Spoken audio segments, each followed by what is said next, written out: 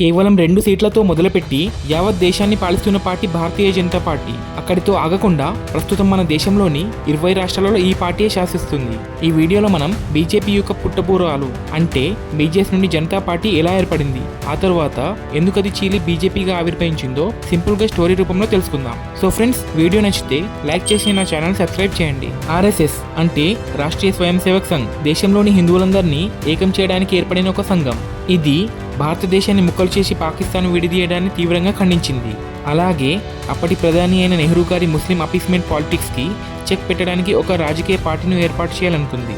అలా రాష్ట్రీయ స్వయం సేవక్ సంఘ్ సపోర్ట్తో ఏర్పడిన పార్టీ భారతీయ జనసంఘ్. ఈ పార్టీ యొక్క స్ఫూర్తి సిద్ధాంతాలు ఆర్ఎస్ఎస్ కి అనుకూలంగా ఉండేవి. దీన్ని 1951 సంవత్సరంలో డాక్టర్ శ్యామాప్రసాద్ ముఖర్జీ అనే ఒక హిందూ మహాసభకు చెందిన లీడర్ స్థాపించారు. ఇదొక హిందూ రాష్ట్రవాద సిద్ధాంతం కలిగి ఉన్న పార్టీ. అలా నెహ్రూ గారి కాంగ్రెస్ పార్టీకి విరుద్ధంగా భారతీయ జనసంఘ్ పార్టీ స్థాపించబడింది.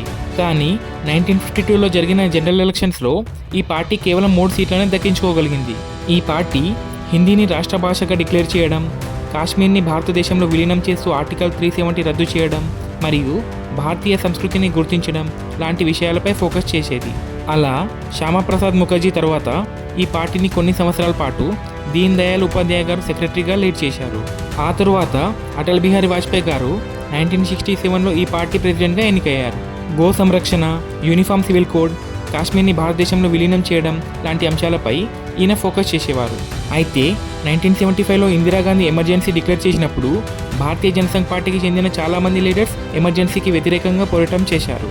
అందువల్ల కాంగ్రెస్ గవర్నమెంట్ చాలామంది లీడర్లను అరెస్ట్ చేయించింది. ఎమర్జెన్సీ తర్వాత 1977లో జనరల్ ఎలక్షన్స్ జరిగినప్పుడు భారతీయ జనసంఘ్, కాంగ్రెస్ అలా మరికొన్ని పార్టీలు ఏకమై కాంగ్రెస్ని ఓడించడానికై ఒక కూటమిని తయారు చేశాయి. దాని పేరు జనతా పార్టీ. అలా ఆ పార్టీ ఎలక్షన్స్లో విజయం సాధించాక మొరార్జీ దేశాయ్ ప్రధాని పదవి చేపట్టాడు. అప్పుడు అటల్ బిహారీ వాజ్పేయి వంటి భారతీయ జనసంఘ్కి చెందిన నాయకులు మంత్రుల పదవులను చేపట్టారు. కానీ ఆ టైంలో అలీగఢ్ మత విద్వేషాలు చెలరేగాయి. ఇందులో హిందూ ముస్లిమ్స్ ఐక్యత కాస్త దెబ్బతింది. అందువల్ల భారతీయ సంఘ్కి ఆర్ఎస్ఎస్తో సంబంధం ఉండడం వల్ల జనతా పార్టీలో కలహాలు మొదలయ్యాయి. ఎందుకంటే బీజేఎస్ లీడర్స్పై ఆర్ఎస్ఎస్ ఇన్ఫ్లుయెన్స్ ఉండడం వల్ల ముస్లిం ఓట్ బ్యాంక్ నుండి భారతీయ జనసంఘ్ దూరం అవుతూ వచ్చింది. దాని ఎఫెక్ట్ జనతా పార్టీపై కూడా ఉండేది. అలా చివరగా జనతా పార్టీ చీలి అందులోంచి బీజేపీ మరియు జనతా పార్టీ సెక్యులర్ అనే 2 పార్టీలు ఏర్పడ్డాయి. అలా ఏర్పడిన బీజేపీ పార్టీకి అటల్ బిహారీ వాజ్పేయి, అద్వానీ వంటి లీడర్స్ నేతృత్వం వహించేవారు. అయితే 1984లో జరిగిన జనరల్ ఎలక్షన్స్లో బీజేపీకు కేవలం 2 లోక్సభ సీట్స్ మాత్రమే వచ్చాయి. ఎందుకంటే ఇందిరాగాంధీ చనిపోయిన సింపతి కాంగ్రెస్కి బాగా వర్కౌట్ అయింది. ఆ 2 సీట్లలో ఒక సీట్ హనుమకొండ లోక్సభ కాన్స్టిట్యుయెన్సీ నుండి జంగారెడ్డి గారు గెలిచారు. కానీ 1986 తర్వాత బీజేపీ తన హిందుత్వ ఎజెండాపై మళ్ళీ ఫోకస్ చేయడం ప్రారంభించింది. రామ్ జన్మభూమి ఉద్యమాన్ని సపోర్ట్ చేయడంతో పార్టీకి దేశమంతటా పాపులారిటీ బాగా పెరిగింది. అలా 1990లో అయోధ్యలోని రామ మందిర నిర్మాణానికి సమర్థిస్తూ ఎల్కే అద్వానీ గారు రథయాత్ర ప్రారంభించారు. ఈ ఉద్యమం వల్ల బీజేపీ దేశం మొత్తంలో పాపులర్ అయింది. అందువల్ల బీజేపీ 1989లో 85 సీట్స్, 1991లో 120 సీట్స్ సాధించగలిగింది. అయితే 1996లో బీజేపీ గెలుపొందడంతో అటల్ బిహారీ వాజ్పేయి ప్రధాని అయ్యాడు. కానీ మెజారిటీ లేని కారణంగా కేవలం 13 రోజుల్లోనే రాజీనామా చేయాల్సి వచ్చింది. మళ్ళీ 1998లో ఎన్డీఏ పేరుతో కూటమిని ఏర్పాటు చేసి బీజేపీ మళ్ళీ పవర్లోకి వచ్చింది. అప్పుడు కూడా వాజ్పేయి ప్రధాని అయ్యాడు. ఆయన ప్రధానిగా ఉండగా పోఖ్రాన్లో న్యూక్లియర్ టెస్ట్ చేయించారు. అదేవిధంగా 1999లో కార్గిల్ వార్లో ఇండియా విజయం పొందడంతో బీజేపీకి దేశవ్యాప్తంగా మంచి ఇమేజ్ వచ్చింది. ఆ తరువాత 1999 నుండి 2004 వరకు Vajpayee government full term complete చేసింది. Golden quadrilateral highway project, telecom revolution, ఎడ్యుకేషన్లో రిఫార్మ్స్ వంటి డెవలప్మెంట్ ప్రాజెక్ట్స్తో బీజేపీ మంచి పేరు ప్రఖ్యాతలు సంపాదించుకుంది.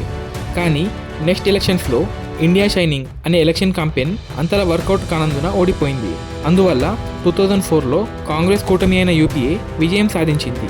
అప్పుడు బీజేపీ పవర్ని కోల్పోయింది. 2004 నుండి 2014 వరకు బీజేపీ అపోజిషన్లో ఉంది. కానీ యూపీఏలో కరప్షన్ స్కాండల్స్, ఉదాహరణకి 2G స్కామ్, కోల్గేట్ స్కామ్ బీజేపీకి మంచి అవకాశాన్ని తెచ్చిపెట్టాయి. దానికి తోడు అన్నా హజారే ఉద్యమం తర్వాత దేశమంతటా యాంటీ కాంగ్రెస్ వేవ్ మొదలైంది. అప్పుడు బీజేపీ గుజరాత్ సీఎం అయిన నరేంద్ర మోడీని బీజేపీ పీఎం క్యాండిడేట్గా ప్రపోజ్ చేసింది. 2014లోని మోడీ వేవ్ బీజేపీకి చరిత్రాత్మక విజయాన్ని తెచ్చిపెట్టింది. బీజేపీ ఒక పార్టీగా 282 సీట్లను గెలిచింది. అలా 2019 జనరల్ ఎలక్షన్స్ తర్వాత బీజేపీ మరికొంత స్ట్రాంగ్ మెజారిటీతో పవర్లోకి వచ్చింది. అప్పుడు ఆర్టికల్ 370ని రద్దు చేసి కాశ్మీర్ని భారత్లో విలీనం చేసుకుంది. పుల్వామా అటాక్కి ప్రతీకారంగా బాలాకోట్లో ఎయిర్ స్ట్రైక్ చేయించి ప్రజల మన్నలను పొందింది. సిటిజన్షిప్ అమెండ్మెంట్ యాక్ట్ పాస్ చేయించి శరణార్థులను సపోర్ట్ చేసింది. కోవిడ్-19 పాండమిక్ వచ్చినప్పటికీ సిచ్యువేషన్ని కంట్రోల్ చేసుకోగలిగింది. ఎడ్యుకేషనల్ సెక్టార్లో మార్పులు చేసి నేషనల్ ఎడ్యుకేషనల్ పాలసీ 2020ని ఇంప్లిమెంట్ చేయించింది. అలా 2024లో బీజేపీకి కొన్ని సీట్స్ తగ్గినప్పటికీ ఎన్డీఏ కూటమితో కలిసి పవర్లో ఉంది. బీజేపీకి ప్రత్యామ్నాయంగా అపోజిషన్లో ఉన్న కాంగ్రెస్ ఇండియా కూటమిని ఏర్పాటు చేసింది. బీజేపీ ఫ్యూచర్లో Viksit Bharat 2047, AI, infrastructure, uniform civil code లాంటి అంశాలపైన ఫోకస్ చేస్తుంది. అలా 2 సీట్లతో మొదలుపెట్టి బీజేపీ నేడు అతి ముఖ్యమైన పార్టీగా భారతీయ రాజకీయాలలో కొనసాగుతుంది. దీన్ని ఒక రాజకీయ విప్లవంగా భావించవచ్చు. సో ఫ్రెండ్స్, ఇన్ఫర్మేషన్ నచ్చితే వీడియోని లైక్ చేసి నా ఛానల్ని సబ్స్క్రైబ్ చేయండి. నెక్స్ట్ వీడియో దేనిపై చేయాలో కామెంట్ చేయండి. And finally, thank you for watching the video to the end.